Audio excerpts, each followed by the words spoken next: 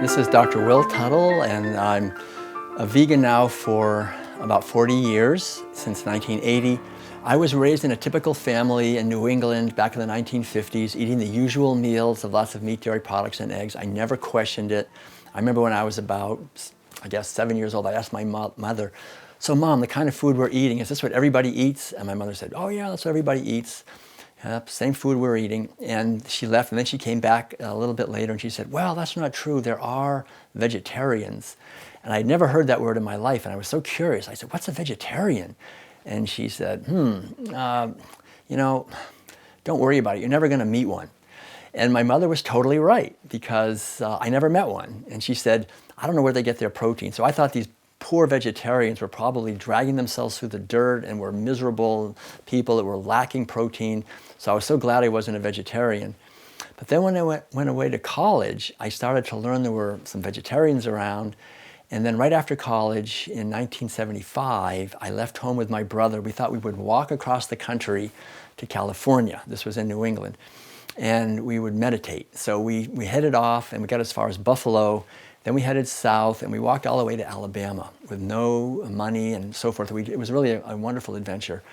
And many months of walking and meditating.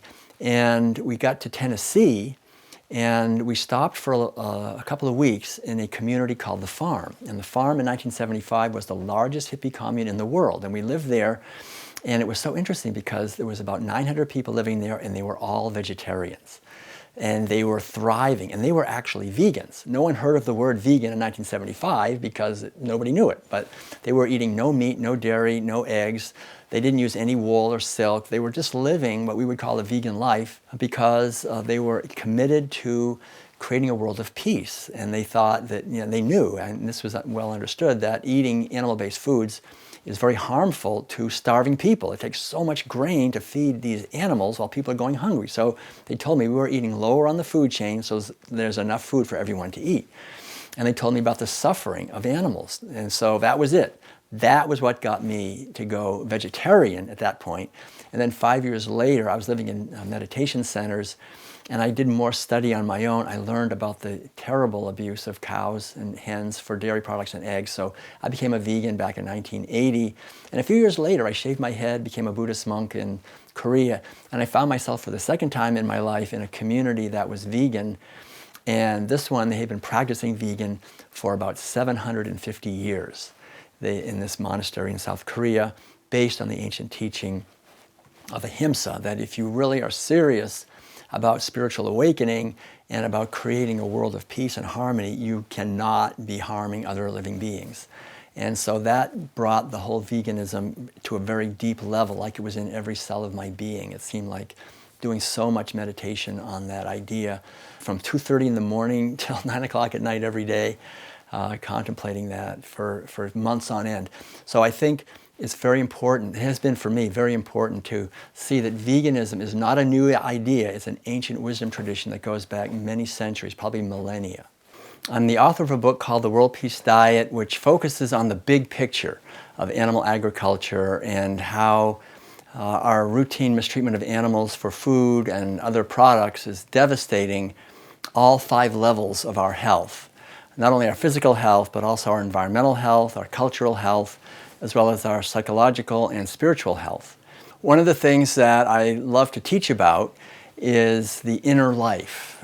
I was a Zen Buddhist monk back in the 1980s in South Korea, and a lot of the research that I did for the World Peace Diet was external research in books and so forth, and a lot of it was internal, just contemplating the deeper connections that we have not only with animals and nature, but with our society and with the essence of the being that we are. The Zen tradition is actually part of Buddhism and focuses on the quality of our consciousness. And the idea underlying all of it is the ancient Sanskrit word ahimsa, which means nonviolence. So the basic idea is that as long as I'm insisting on harming others for my own benefit, that I will not only cause suffering for others, but I'll definitely cause suffering for myself. And that suffering is not only physical suffering, but psychological suffering and spiritual suffering, because it's a disconnectedness from the true purpose of life. The other aspect that weaves in and out, along with vegan living and meditation and introspection and self-inquiry, is music. From the time I was a little kid, I've been playing the piano. My father played the piano and taught me, and so I've been traveling actually for about 40 years around the United States and worldwide, giving concerts of original piano music. I compose my own music. And so I think that all these things fit together: creativity, intuition, meditation, compassion. They're all part of living a life on this earth for the brief time that we're here, of exploration of the adventure, of the possibility and potential that we have as human beings. And so one of the things I love to do, besides writing essays and giving lectures, I feel so blessed. I've been able to travel the world and give over 4,000 lectures in all 50 states in the United States, in over 50 countries worldwide. The World Peace Diet has been translated now into, I think it's about 17 or 18 languages. And so we've been invited to speak all over Asia and Europe and Africa, the Middle East, North and South America, and Australia, New Zealand, and so forth. And everywhere we go, we see that people are awakening to this. And so to be able to speak about this, to write about this, but also to create music, because I think there's something about music that is a way of expressing ourselves. It's a language that speaks directly to something beyond just the intellect.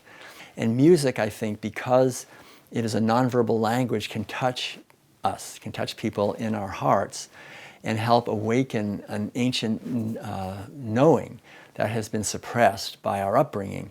So one of the things that I love to do when I'm traveling with Madeline, my wonderful spouse, she's an artist, and we have many of her paintings on display, and she paints paintings that show the beauty of nature and the beauty of animals. And I love to play music that also shows the beauty of nature and animals and of the spiritual dimension of consciousness, which is eternal. Yeah, the main changes I noticed were that physically I became even much healthier. I went vegan quite young. I was still in my 20s. I have to say, now that I'm in my late 60s, it's been a good 45 years. I've never been to a pharmacy. I've never been to a drugstore to get anything. Nothing at all. I mean, no headache pill or stomach pill, no Viagra, no anything. I mean, no right guard. It's been liberation from the medical system. I haven't ever had health insurance. I haven't needed to go for any kind of procedures or anything, or checkups, whatever. I just stay out of the medical establishment. The thing is, to take responsibility for my own health, it's been fantastic. And then besides the physical health, there's the psychological health and the spiritual health. And I think this is the most important thing. When I stopped eating animal foods, it was like this weight went off my shoulders. I could feel that now I was in alignment with my true purpose. This is the reason I'm here on this earth, is to awaken out of the delusion of being a fundamentally separate self. And so I think what veganism is, it's the prerequisite, essentially, of an authentic spiritual path, because there's no way we can be authentically striving for the highest loving kindness and caring and awakening, and at the same time thinking, well, I'm not going to think about what I'm putting this animal through. I'm not going to think about the people that are starving because I'm eating these foods. This is violence. It's causing violence and eating violence, and it's unnecessary. On every level, it's been, I always say, the smartest thing I ever did in my life, besides marrying my wonderful spouse Madeline, was going vegan. It's a tremendous boost to every level of health. Eating animal-based foods is not in our best interests. It definitely reduces our capacity to make connections. My PhD at Berkeley was in education, and one of the fundamental things that we understand actually in education is that intelligence is the capacity to make relevant connections. It's the capacity to see how things are interconnected and to respond appropriately to feedback. So with animal agriculture, we have a ritual, basically, where we're eating the flesh and secretions of abused animals, and of course we don't want to make the connection with that. We don't want to think about where these animals came from, what they endured, that we have on our plate the flesh or dairy products or eggs of these animals. Every meal is a ritual of disconnecting. Every meal is teaching us, don't make the connection, and that on both an individual level as well as a social level is reducing our intelligence. Not only our cognitive intelligence, but also our affective or emotional intelligence. We learn to numb ourselves to the suffering of others. We learn to see cows, pigs, chickens, and other animals, turkeys, ducks, geese, fishes, and so forth, as mere commodities. We buy and sell them by the pound. So again, we're reducing our intelligence, and we're also engaging every day, basically, in a ritualized behavior with other members of our society in something that reduces our sense of being part of a benevolent universe, where we're part of nature. So we learn to see nature as something dangerous, something that we have to dominate and control, because all of our food, and food is our most intimate connection with nature and with our society, all of our food is coming from the domination and exploitation of other living beings. And so when we do this now, as I talk about in the World Peace Diet for 10,000 years, we basically find that we're wounded as little infants born into this society, basically compelled to comply and engage in these rituals that reduce our intelligence just the way it did for our parents and grandparents and so forth, so that even though we have tremendous intelligence naturally and compassion and all kinds of wonderful capacities, those are reduced, and we find that we have a situation where we as human beings are devastating our planet. We're cutting down rainforests at 2 or 3 acres per second. We're overfishing and destroying ocean habitat. We find massive amounts of disease and conflict in our world. It's completely unnecessary. Eating animal foods is totally unnecessary. Dominating and exploiting animals is completely unnecessary. Once we understand this, we can begin to heal our intelligence. Not only our physical and intellectual and emotional intelligence, but our spiritual intelligence. Because the underlying idea, again, with animal agriculture is that there is nothing but matter. Cows and pigs and chickens are seen as mere matter. We see ourselves actually as mere matter. We try to sell ourselves, in a sense, on the market. We think of ourselves as just a physical body that was born and will die. And yet when we love someone, we know we're not just loving a physical body, right? We're loving a being. There's a being in there. And so our whole life is oriented around non-physical truths. This is where ethics comes in. So we are called today more than ever to develop a vegan vision and to be a vegan voice for not just animals, but for ourselves, our loved ones, for all humanity, for future generations, for slaughterhouse workers, for the environment, for wildlife, because everything is being devastated by the mentality of animal agriculture, of domination and exploitation of other beings, of reductionism, of reducing them to mere commodities that we buy and sell by the pound, of the ignorance and loss of capacities that basically engenders in us, and to awaken out of this delusion and to heal the wound that has been inflicted on us by being raised in a society based on animal agriculture, where we're terrified of nature, of microbes and so forth, and to realize that what we are is beautiful. It's a beautiful expression of the infinite life and consciousness that is the source of all life on this universe, and that essentially we're in harmony with nature. And this foundation has been taken away from us by animal agriculture. The problem is that we human beings like to think of ourselves as rational. And as I've said many times before, we are not rational. If we were rational, the whole world would already be vegan. We wouldn't have to go around giving thousands of lectures to try to help people make these connections. So the problem is that we are essentially tribal. And we've been born into a tribal reality, and we just want to be approved by the people around us. We want to conform to the standards that everyone else has.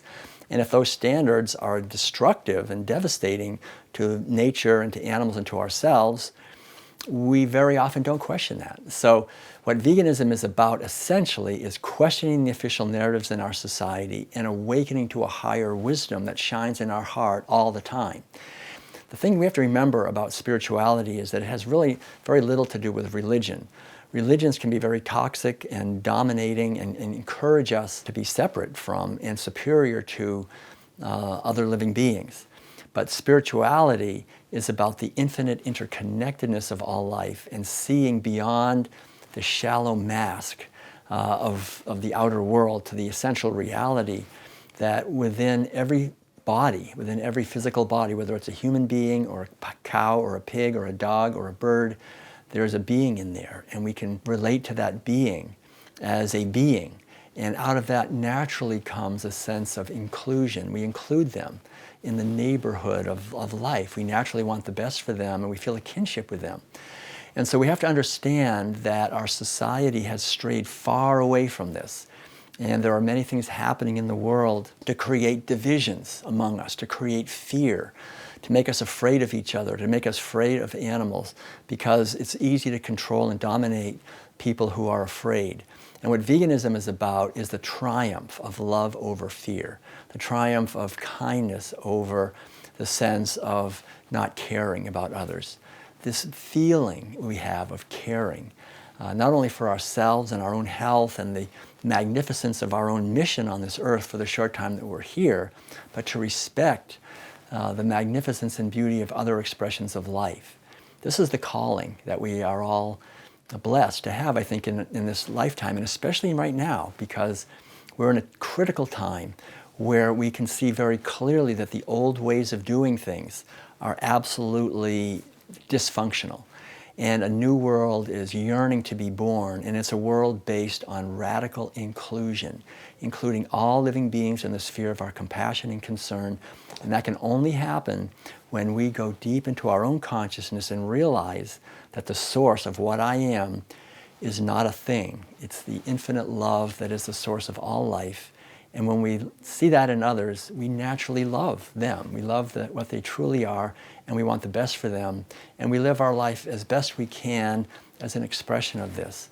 And this is the opposite in many ways of the fear and dividedness that is being propagated in our society now, and that is really being, for many centuries, promoted by animal agriculture.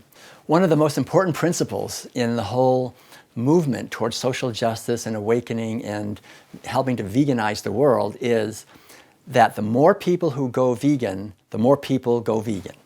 It's like a snowball effect, and this is really important to understand. We're working on basically reaching a critical mass, because the only reason people eat animal foods is because everybody around them does that. The more people who are not doing that, we create another tribe of vegans, right? A vegan tribe, and as that grows, when I say to someone, gosh, you know, it's great to to live a life without harming animals, they'll say, yeah, I have a friend whose daughter is vegan, or they'll know someone. Or they'll say, well, you know, there's a vegan restaurant in our town. And so that gives them a point of reference to make it valid. So the whole idea is that it's just a matter of reaching a critical mass where enough people understand this and are actually living this. So that's why it's so important that each one of us not only do our best to embody veganism, but to share this idea with other people. And when we reach critical mass, then the whole world will change very quickly. I think we've seen this in general. This is the way change happens in the world, is by reaching a critical mass. Of course, the main challenges with veganism really are other people. We want our family to be vegan, right? And that's very often the hardest, our closest friends and family. I remember in my case, for example, my mother, my sister, I really wanted them to go vegan, and years went by, and I kept bringing them videos, showing them different scenes, talking about it. It never worked, and sometimes they'd get angry and say, oh, you know, this is ridiculous. But I just kept planting seeds, and after about 15 years, my sister wrote, and they're fundamentalist Christians, she wrote to me and she said, the Lord came to me and told me to go vegan. And I think, you know, the most important thing is to just be persistent, to meet any challenge as best we can with love and understanding. And it's been so wonderful now. My sister's been a vegan for, gosh, probably 20 years. And so to have the big picture and do the best we can, and ultimately we'll be victorious. I'm sure of that. The most important thing is to just meet everything we can. Whatever negativity comes toward us, try to turn that around and be loving and positive in response to that. And whenever I ask people who are vegan if they have any regrets about going vegan, they always say yes. My main regret is I didn't do it sooner. And I feel the same way, although I'm glad I went vegan pretty early on. Honestly, all in all, I don't have any regrets at all. I mean, I think we all could have done better with certain situations in our lives, but we all do the best we can wherever we are. And the most important thing is to focus on this moment and know that we create our future by this moment right now. This is the point of power, and how we live our life right now is the way we create a positive future. My approach to vegan activism is through education. I think that education is the best way to help people transition to veganism, and not so much by trying to change them. I think real education only happens as a spontaneous sharing that comes from within the being. It's myself. So the primary education is educating myself so that I'm living, embodying actually what veganism is. So the primary way that I've been sharing the vegan message is through writing books and articles, and then doing lots and lots of lectures. We lived, my wife and I, in a rolling home, we call it, an RV, for 18 years, traveling all over North America, giving hundreds of events every year all over the United States and then worldwide. So really showing up and being with people and being an example of a happy, healthy vegan and just to share the good news. You know, it's really, I mean, that ancient word gospel, you know, it means literally good news. The good news that we've all been given a body that does not require any animal to suffer to get all the nutrients that we need to be healthy. And just to share that idea, and that the only reason anyone eats animal-based foods, there's only one reason anyone does it, is because people are just following orders. They're just doing what they've been told to do. And so I found that the most effective activism is to model what Gandhi called satyagraha. Satyagraha means truth power. Share your own truth. When I share this truth, it's a universal truth. When I say, gosh, you know, I'm so happy that I discovered that the only reason I was eating animal foods all those years that I did was because I was just following orders. And then I realized they were not in my best interest or in the interest of anyone. So I'm not doing it anymore, and it's fantastic. And then don't say anything more. You know, just plant that seed, because it's the seed of truth.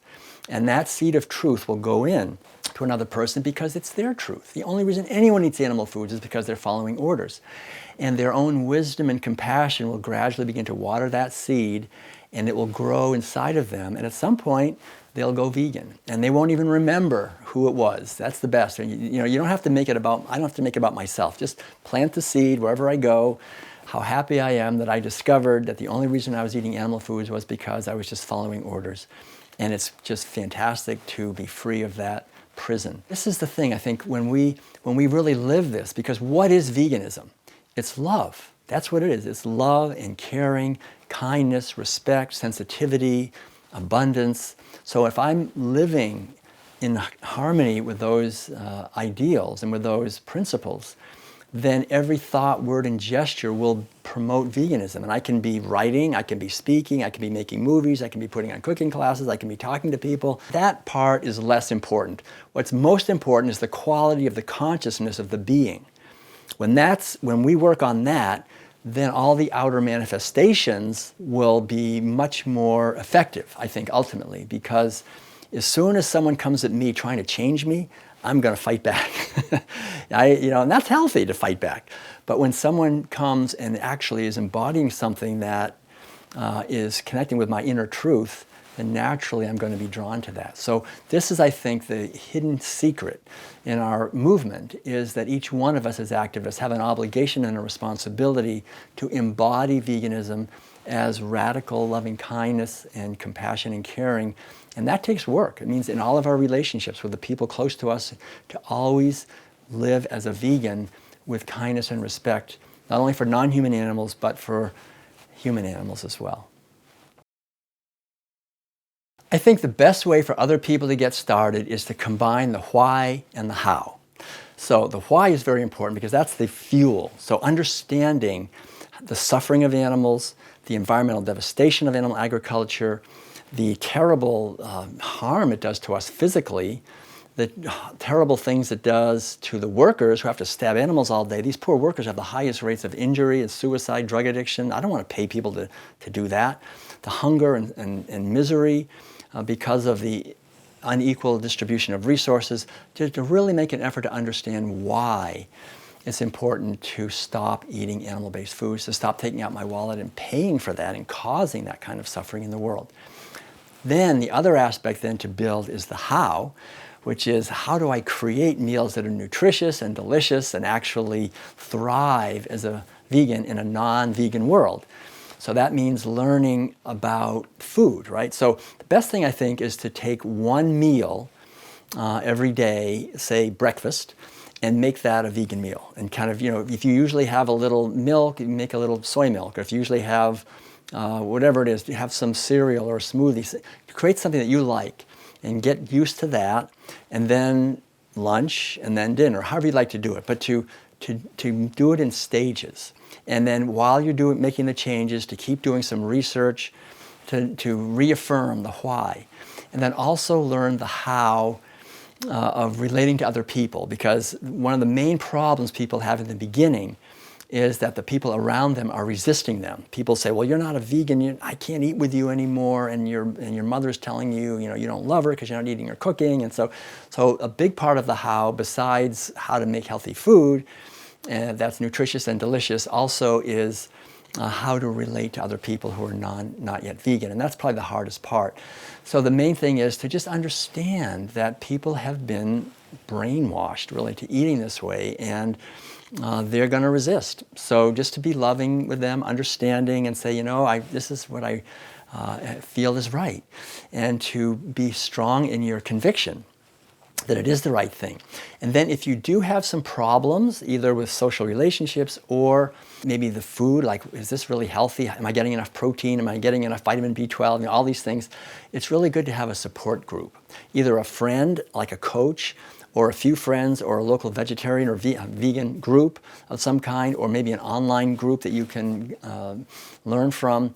We're social creatures, so we need support. So it's very important to take responsibility for the kind of support you're getting and learn. It's a big learning curve. And I found actually that there's 3 stages, right? There's the beginning stage, which is very hard, all these challenges I'm talking about.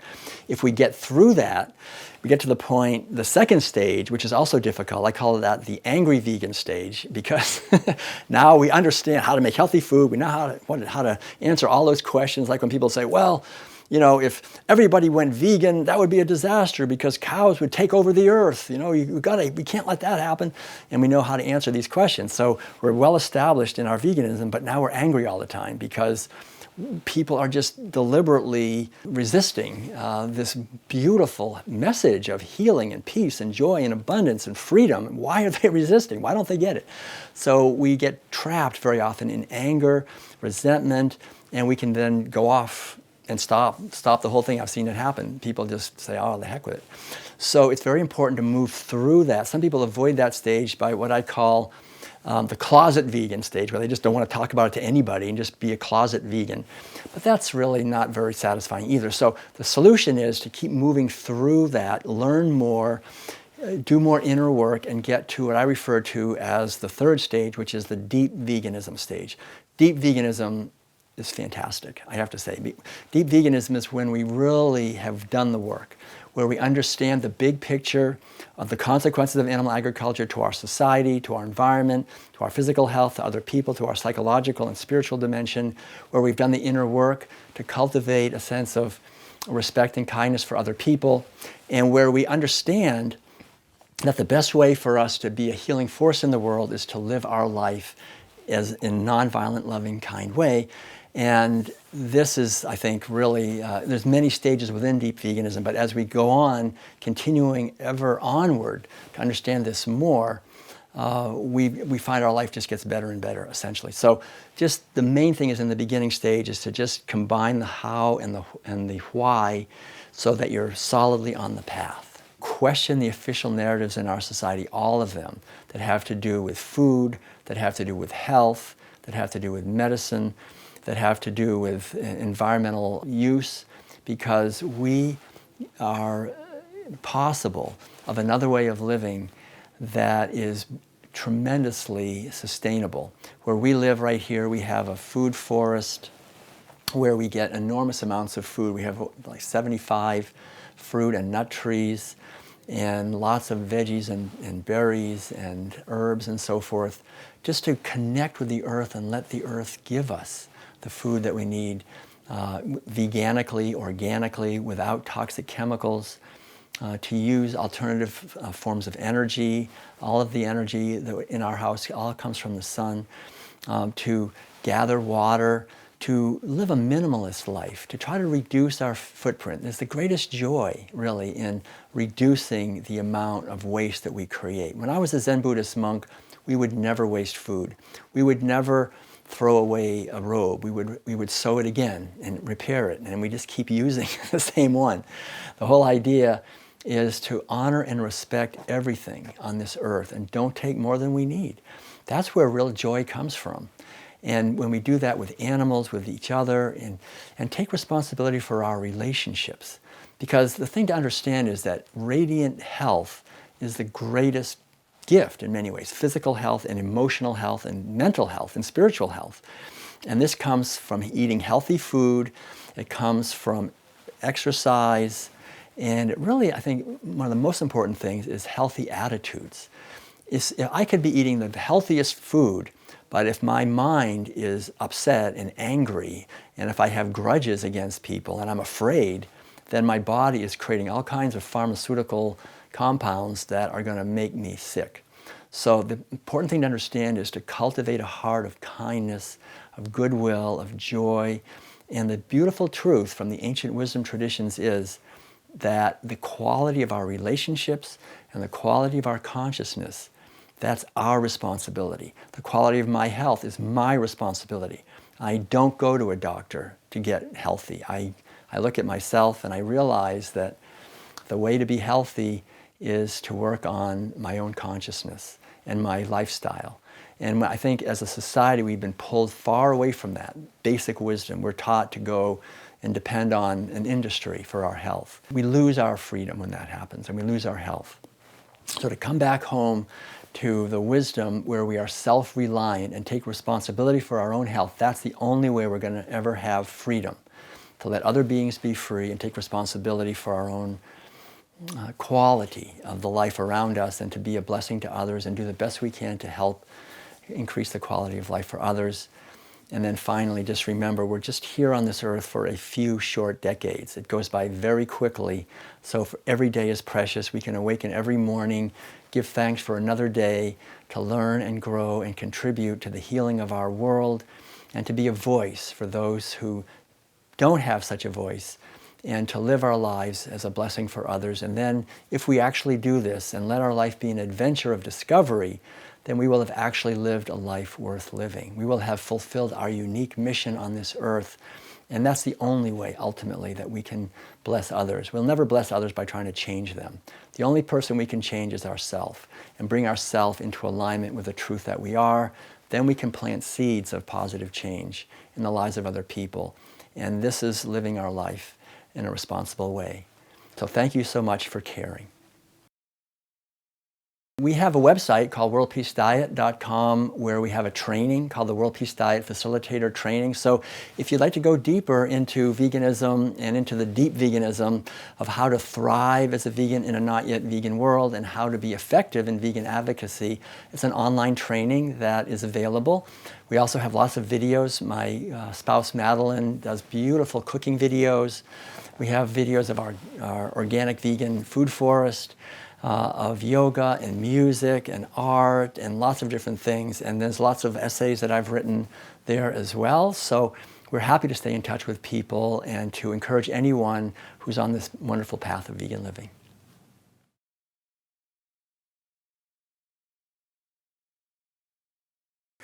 We have a website called the Worldwide Prayer Circle for Animals. And we say this prayer together, which is compassion encircles the earth for all beings everywhere. Compassion encircles the earth for all beings everywhere. Compassion encircles the earth for all beings everywhere.